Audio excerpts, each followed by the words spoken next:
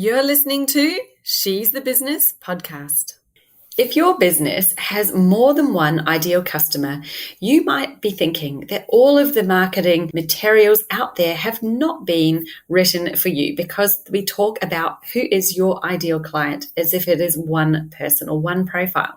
So today I wanted to address this for you and talk about what you do when you do have more than one ideal customer. How do you approach that with your marketing strategy and your business so that you're not scattered and constantly jumping from one to another, because we all know that confusion and lack of clarity leads to no decision making. Stay tuned. Hi, I'm your host, Jessica Osborne, and in my 23 years of business and marketing, I've built many brands to become multi-billion-dollar companies. And just in the last 10 years, I've built 2 online businesses of my own from my dining room table with 2 little babies running around at my feet. I've made it my mission to inspire you to get out of your own way and become the successful business owner who's living the lifestyle you really desire without all the hustle. This is She's the Business podcast, made by women for women. This is your weekly dose of motivation and inspiration. Hey there, everybody. Talking today about, I guess, something I see as one of the biggest problems that a lot of entrepreneurs have. And this is a conversation I have over and over again with heaps of people in my coaching groups and even in my Facebook group, is just that struggle on how do you actually get an ideal customer, because you often have more than one in mind. Now, because we're entrepreneurs, it's really common, because you are a person that sees opportunities. You are somebody who looks out there and sees all of the abundance of opportunities that there are. And it's really, really hard to feel like you're narrowing down or you've got to leave some behind. And this would be the number one reason why it's so hard to find an ideal customer or to create your avatar. And I think if that's you probably have found that you just stop halfway through the process, because it's just too hard to pick just one. So I wanted to talk to you about that today, because, of course, if you do have more than one ideal customer, it's not the end of the world. Yes, you can still do business. Yes, you can definitely still be successful if you have more than one. It's just going to be a little bit harder for you. I think you'll find any time that you've gone to do any sort of marketing activity, so maybe you're looking at your social media or your email, or you're redoing your website, and whoever you're working with, the first question they're going to ask is, well, tell us about who it is you're targeting. And this is where you commonly will start thinking, oh dear, okay. And then you run through a list of, prospective customers, or maybe even describing who your current customers are. And then that leaves everybody in a bit of a muddle as to, okay, well, what should we really do here? How do we find the right words to use? How do we find the right imagery? Or how do we design for that ideal customer? And this is where it can get really, really hard. So when you have more than one ideal customer, it tends to be a few of these different scenarios. So I'll talk them through, and, anytime you want to jump in and ask a question, just pop a question in the comments, because more than happy to answer your questions as well. So one of the first reasons why you might have more than one ideal customer is because you've got multiple services. And so, of course, you've got lots of different services happening, and therefore you feel like, well, it's not all for one customer. That's normal, of course. Now, I would be saying to you, have a look at your service stack. Do they stack together so that you might have an ideal customer that is at different stages of their business life, but that there is a synergy between them. And in that case, you really can start to narrow down it to it being one ideal customer, but you'll tweak your messaging for your different services because you're speaking to them at a different phase in their life cycle. So that's what I like to really look at when you've got more than one, is how can you ring fence around it and still talk to that person with those same needs, but maybe at different stages. So you can do that if you have multiple services. If you have multiple different people, you feel like, well, I've got this great service that I offer, but there's so many different people who need it. And then whenever you go to do a customer avatar template, they probably start off with demographics, and that's where you stop, because you're like, well, it isn't just a man, or just isn't just a woman, or they're at different ages, all of those things. So you kind of stop before you even start. Now, what I want you to do, if that is you, is ignore the demographics, okay? Because what you are trying to look for is what is common between your ideal customers. And it may not be the fact of their gender. It may not be their age. It may be something specific that they are experiencing right now in their life. So, for example, maybe it's, if you're looking at people with wellness in the wellness space, and it's you particularly help them with their gut health or their hormone control, there would be something much more specific you could describe that is relevant for your ideal customer.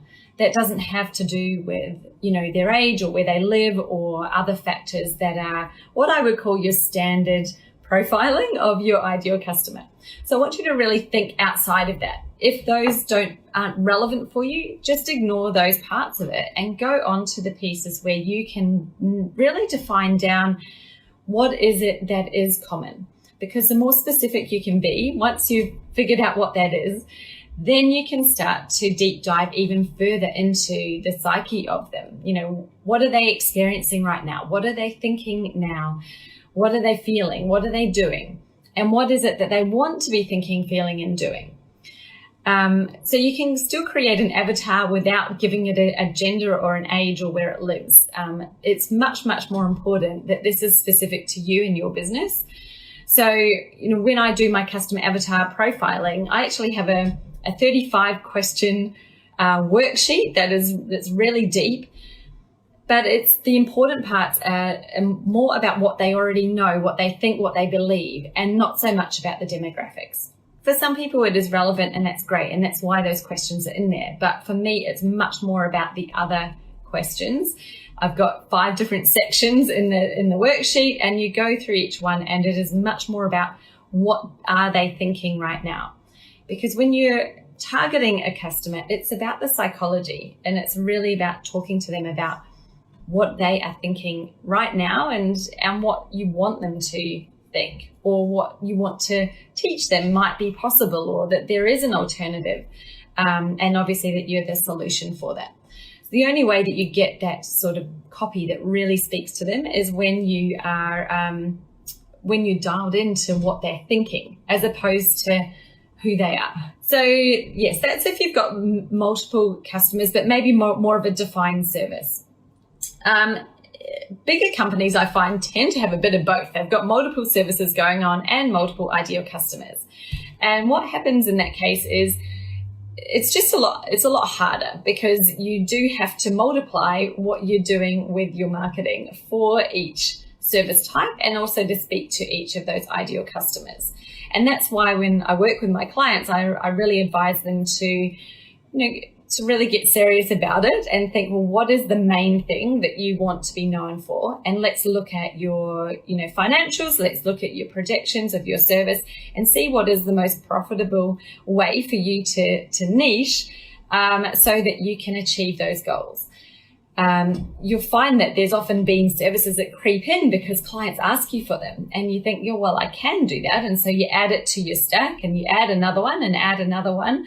And what happens is that you tend to evolve over time and grow your services, but they're not all really your specialization. They're not all where you are potentially a real authority on the topic or an expert in the topic. So when you come to marketing, it's not about marketing everything that you do. It's actually about marketing what you do best, becoming known for the thing that you're really good at, so that you have some authority in the space, and that attracts the right clients to you. Obviously would be interested in your key competency, your highest paid services, And then if they do go on to buy other things from you, then that's great, but you don't need to make them part of your market positioning. So I'm hoping that makes a bit of sense. And that's, it's all doable. Literally, the thing is that anything you want to do in business is possible. It's just that it's a lot easier for you if you do narrow down. If you narrow it down to a specialization and also an ideal customer for that specialization, then you've got a much clearer way to answer the question, well, what do you do? You know exactly what you're saying. You know how to talk to them. You know what it is, and you don't have to waffle on or reel off a list of things. Because as soon as you start listing, that person's going to sleep. And we don't want that. We definitely want them to get it. We want them to understand what you do and to, really understand why someone would want you to help them. What is that outcome that you get for them? And that's really the key to having that specialization, be really, really clear on it and clear on who you help and why. So this is, I guess, in a nutshell, what I would say what you do if you do have more than one ideal customer is to choose whether you want to continue having multiple or if you want to narrow down. I had some clients I worked with last year and they really struggled. They narrowed it down to 3. So they said to me, look, I cannot go any less than 3. There's 3 distinct groups. So we literally went through and did by 3 times, 3 lots of service packaging, pricing, copy, really deep diving into their avatars. So it's 3 times the amount of work. And when you're a small business and you've got limited time and resources, tripling your workload isn't necessarily the smartest idea. But they were adamant that they needed to have all 3, and that was, really as narrow as they could get. So we went ahead with that, and I helped them to create their website so that they could talk to all of them, but then also deep dive into each ideal customer so that you could have that specific messaging.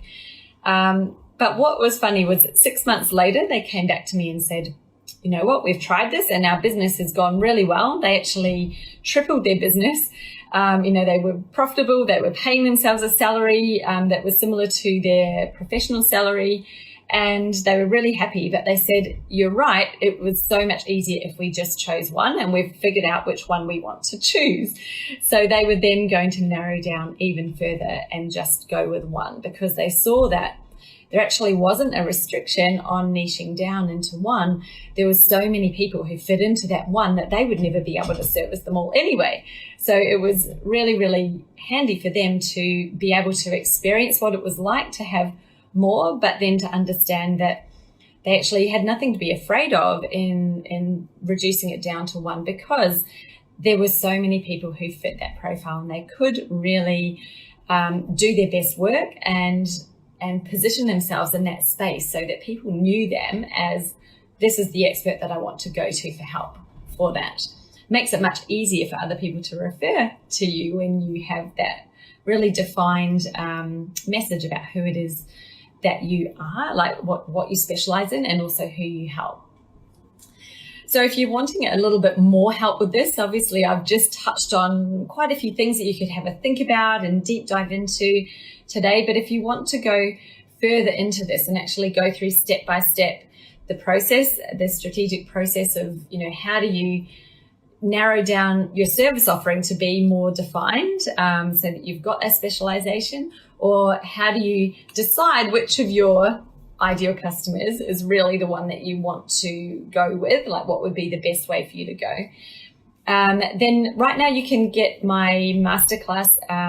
It's straight from my coaching programs with the same worksheets and sort of the same process that we go through in one-to-one, but you can do it as an online masterclass. And it's a Uncover Your Unique Niche and Ideal Customer Masterclass.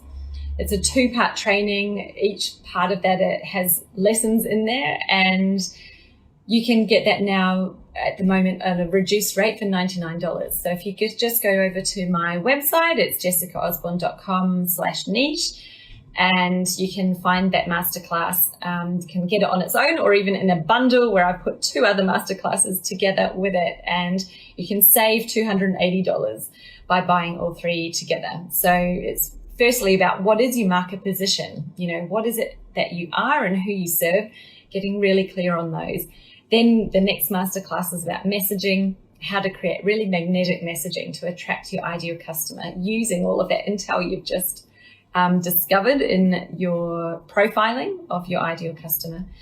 And the third masterclass is about creating an irresistible lead magnet and a strategy behind what makes a good lead magnet that makes it irresistible and wants those ideal customers to jump into your email list where you can nurture them towards a sale. So all three together you can get today for $147, which is a saving of $280. So it's a crazy deal. I've only got it going for this week. So if you're wanting to deep dive into that further, then please pop over to my website now before the price jumps back up to the normal rate. It's definitely worthwhile to get on it at the moment. But that's really all I have for you today. And if you had any questions about anything I've talked about today, then please shoot me a DM. I'm very happy to respond to you in private as well. And otherwise, I'll see you guys soon. So if you would like to improve the marketing of your business, then the first place we always start is with your ideal customer avatar. Now, my system for your ideal client is different to most. With my ultimate customer avatar worksheet, there are 35 questions to help you really deep dive into what your ideal client is currently thinking, feeling, and what their goals are, what they're doing in their buying behavior. Go to jessicaosborne.com/customer-avatar to download your free copy of my ultimate customer avatar worksheet today. And let's get started on defining who that ideal client really is.